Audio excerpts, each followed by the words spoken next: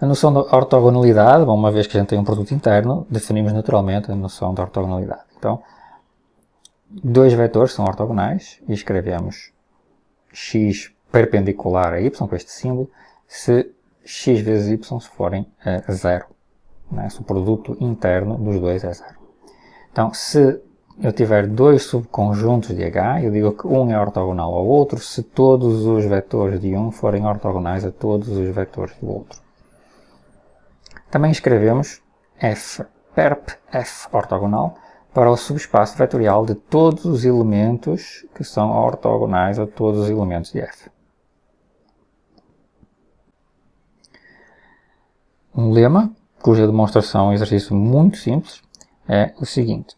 Se eu tiver dois vetores ortogonais, ambos não nulos, então eles são linearmente independentes. Isto é álgebra linear, que vocês já estudaram essencialmente na graduação. Se dois vetores são ortogonais, então vale o teorema de Pitágoras. A norma de x mais y ao quadrado é a soma do quadrado da norma de x mais o quadrado da norma de y. Se eu tiver uma sequência de vetores ortogonais ao mesmo vetor, y, então, se essa sequência converge, o limite continua ortogonal. Isto é consequência da continuidade do produto interno. Uma caracterização muito útil da ortogonalidade é a seguinte. Todo o espaço vetorial com produto interno, nós temos que dois vetores são ortogonais se e só se, se eu me mover a partir de um deles na direção do outro, okay, eu sempre aumento a norma. Está aqui x mais ty é sempre maior ou igual que a norma de x para todo o t.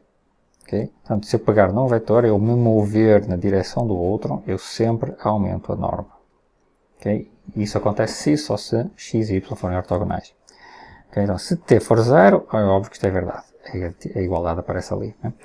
Se t for diferente de zero, observamos que o x mais ty ao quadrado é x quadrado mais t quadrado y quadrado mais duas vezes a parte real de txy. E assumimos inclusive a possibilidade do espaço vetorial ser complexo. Okay? Certo? Então, caso eu saiba que x vezes y é zero, então imediatamente aparece esta relação. Eu anulo esta parte aqui, então já tenho a desigualdade para qualquer t. Okay? Então, via reciprocamente, se vale a desigualdade para todo t, e levando ao quadrado esta desigualdade e tomando t igual a este caso particular, obtemos esta relação. Okay? De onde vai sair desta relação, tiramos que, ao eliminar os termos e simplificar, obtemos que menos o módulo ao quadrado do produto interno xy é não negativo. Portanto, concluímos que o xy, o produto interno, tem que ser zero. Ok? E, portanto, x é ortogonal a y. Este lema é muito útil. Serve agora para provar o seguinte.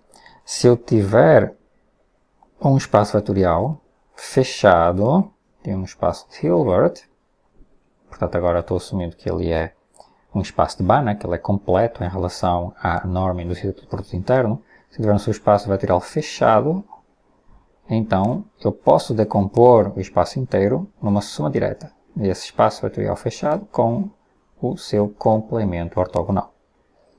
Isto é, então cada elemento de H se escreve de forma única como y mais z, que o y está em E e o z está no ortogonal E. Okay? Observemos que é intersetado com o ortogonal, é o vetor nulo, porque se x está no E e no ortogonal, ele satisfaz automaticamente que x vezes x é zero por definição, e portanto x é zero. Tá? Para provar o teorema, usamos este lema, bem conhecido da geometria elementar, mas que se estende para espaços com produto interno. Quaisquer, mesmo inclusive com dimensão infinita. Então, para cada y fora do espaço vetorial fechado com que nós começamos, existe um único, para cada y fora do espaço vetorial, existe um único ponto no espaço vetorial, tal que a distância do y a esse ponto é exatamente a distância do y ao subespaço. Né? É o ínfimo de todas as distâncias do y para qualquer ponto do espaço. E além disso, o y menos o x é uma direção ortogonal ao espaço. Ou seja, se eu quiser achar, né, o ponto mais próximo de um dado ponto a um dado subespaço, eu só tenho que achar o pé da perpendicular do ponto y a esse subespaço, como nós já conhecemos da álgebra linear. Okay? Para provar este lema, assumimos delta igual à distância do y ao subespaço e seja Wn uma sequência no subespaço de tal forma que ela aproxima esse ínfimo. Okay? Por definição de ínfimo existe essa sequência. A identidade do paralelogramo garante o seguinte, garante que se eu substituir, né, Wn menos y nas entradas da identidade do paralelogramo, obtenho 2Wn menos y ao quadrado, 2Wn menos y ao quadrado igual a Wn menos Wk, Wn mais Wk menos 2y, ambos ao quadrado. Como Wn mais Wk sobre 2 está em E, porque o E é um subespaço vetorial, portanto ele é convexo, segue o seguinte, sabe que o Wn menos Wk, que é igual a 2Wn menos y ao quadrado, 2Wn menos y ao quadrado, mais, menos 4 vezes isto aqui, portanto eu passei, o que eu fiz foi colocar o 2 em evidência aqui, certo? Isto aqui é um elemento do subespaço. Tá?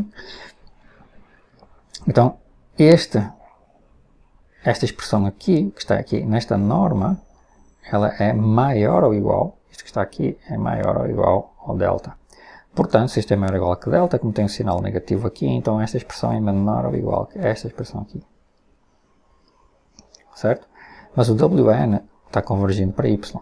E o Wk também está convergindo para y. São simplesmente subsequências. Isto mostra que Wn, né, por causa desta relação, isto aqui pode ficar arbitrariamente pequeno, isto mostra que o Wn é uma sequência de Cauchy no espaço de Hilbert H com a norma induzida pelo produto interno. Mas o E é fechado, né, então esta sequência converge, porque ela é uma sequência de Cauchy, e converge para um ponto de E. E por continuidade da norma, né, temos que o limite, no limite eu tenho exatamente delta. O y menos x é exatamente delta. Ok? Porque eu tenho, vale isto, né, e o Wn converge para um certo x. Então eu vou obter que no limite eu tenho W menos x de delta.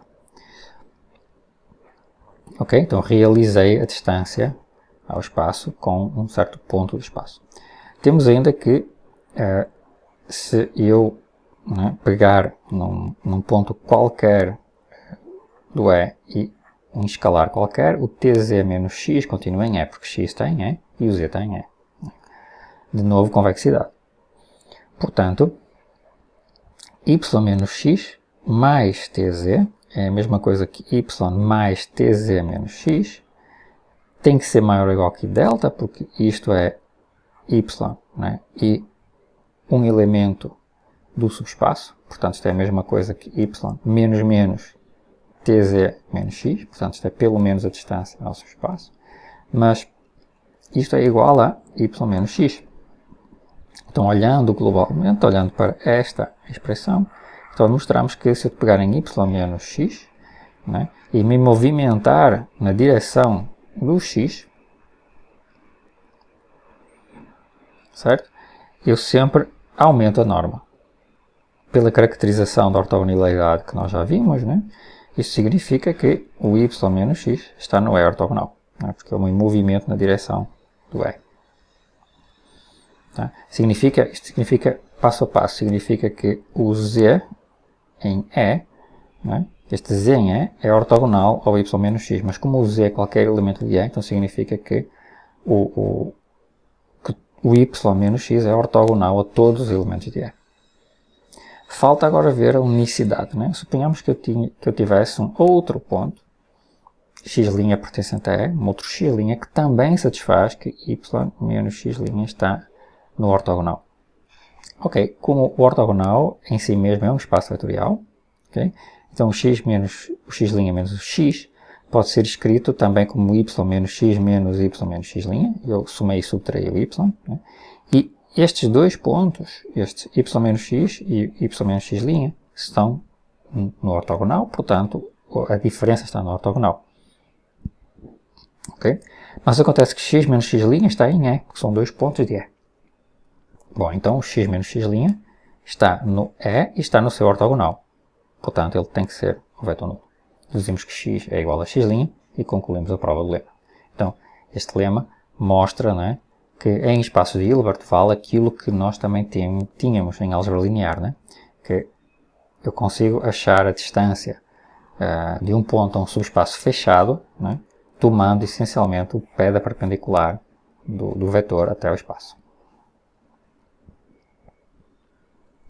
E este lema é usado para provar o teorema da existência do complemento ortogonal. Então, como é que a gente prova agora usando aquele lema? Ok, então, para x em E, né, para qualquer y no espaço, ok? Vamos olhar o enunciado. Eu tenho um subespaço vetorial fechado, né? Então eu pego um y qualquer no espaço, aplico o lema e obtenho um x em E, de tal forma que y menos x está no ortogonal. Ainda por cima, único, né? Então eu posso escrever que y é igual a x mais y menos x, com o y menos x ortogonal e o x no espaço, com x e y menos x únicos. Ok, como o y era um ponto qualquer de H menos E, isto prova o enunciado, né? Ou seja, isto prova que qualquer ponto do H pode ser escrito como a soma, pode ser escrito de maneira única, como a soma de um elemento do subespaço mais um elemento do ortogonal. Então isto quer dizer simplesmente que o H é igual ao E mais soma direta o E ortogonal.